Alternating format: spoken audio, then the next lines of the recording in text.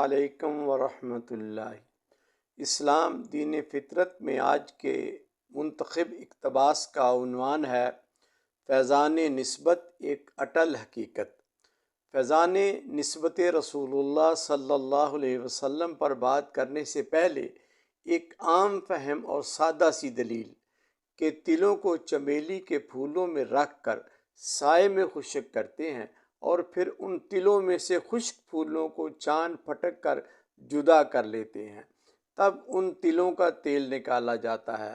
اب وہ تیل تو ہوتا ہے تلوں کا، مگر کہلاتا چمیلی کا ہے اور اپنی خوشبو سے فضاؤں کو معطر کرتا جاتا ہے۔ کیوں؟ صرف اس لیے کہ ان تلوں کو چند روز چمیلی کے پھولوں کی نسبت حاصل رہی ہے۔ گویا نسبت کے فیضان سے ان تلوں کی قسمت بدل گئی، نام بھی افضل ہو گیا اور وصف بھی عوام الناس میں محبوبیت و قبولیت حاصل کر گیا۔ لہٰذا معلوم ہوا کہ ساری بہاریں نسبتوں کو حاصل ہیں۔ قرآن میں اللہ رب العزت نے ازواج مطہرات کے لیے فرمایا، یا نساء النبی لستن کاحد من نساء، دنیا کی کوئی عورت تم جیسی نہیں۔ ازواج مطہرات کی اس منفرد فضیلت خاص کا سبب کیا بنا؟ زہد و تقوی، عبادت و ریاضت، حسن و جمال یا حسب و نسب؟ نہیں، بلکہ آیت قرآنیہ کا مفہوم بتاتا ہے کہ اے ازواج رسول، دنیا کی کوئی عورت فضیلت میں تمہارے برابر نہیں، اس لیے کہ تم تو میرے محبوب کی بیویاں ہو۔ گویا نسبت رسول اللہ سے ازواج نے بلند مقام و مرتبہ پایا۔ اللہ رب العزت نے فرمایا، کنتم خیر امت اخرجت للناس، تم سب امتوں میں بہترین امت ہو جو لوگوں کے لیے ظاہر کی گئی۔ یہاں بیان کردہ آیت میں اوامر و نواہی کی ذمہ داری بلا شبہ اہم ہے، مگر یہاں انسانی گروہ یا افراد کا ٹولہ کہہ کر نہیں، امت کہہ کر مخاطب کیا، اور امت تو نبی کی ہوتی ہے۔ تم بہترین امت اس لیے ہو کہ تم میرے محبوب کی امت ہو۔ لہٰذا قرآن کا فیصلہ کہ اللہ کے رسول کی نسبت سے ہر کس و ناقص عظمت پا جاتا ہے۔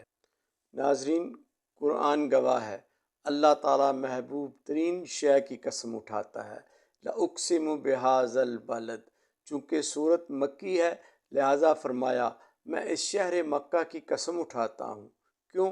انسانی ذہن میں سوال اٹھا، شاید بیت اللہ کی نسبت سے، یا صفا و مروہ شعائر اللہ کے باعث، چاہے زمزم اور دیگر متبرک جگہوں کے سبب، مگر متصل آیت میں اللہ نے شہر مکہ کی قسم اٹھانے کا راز کھولا۔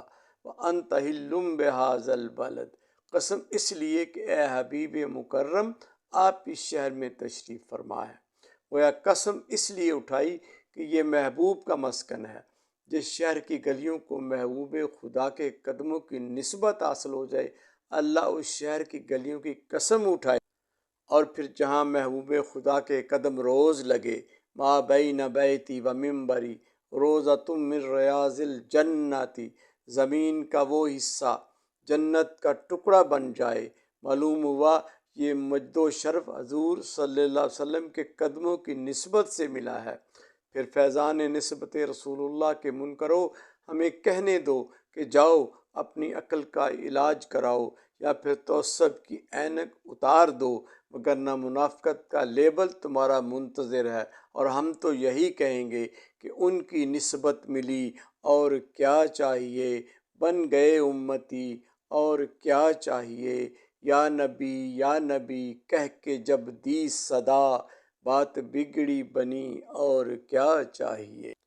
اور رسول اللہ صلی اللہ علیہ وسلم کا ارشاد گرامی، جس نے مسجد نبوی میں 40 نمازیں ادا کیں اور اس کی کوئی نماز بھی فوت نہ ہوئی، اس کے لیے آگ، عذاب اور نفاق سے نجات لکھ دی گئی۔ نماز تو رب کی پڑھی جاتی ہے، اور پوری روئے زمین پر کہیں بھی اخلاص سے پڑھیں تو اللہ قبول بھی فرماتا ہے، مگر مسجد نبوی میں نماز پڑھنے پر دوزخ سے نجات کی گارنٹی اس لیے دی جا رہی ہے کہ ان سجدوں کو مسجد نبوی کے صحن کی نسبت حاصل ہو گئی ہے۔ اسی لیے ہم بالفاظ بلے شاہ قصوری کہتے ہیں، حاجی لوگ مکے ول جاندے تے اساں جانا تخت ہزارے، جت ول ماہی اس ول کعبہ، پاویں پھول کتاباں چارے۔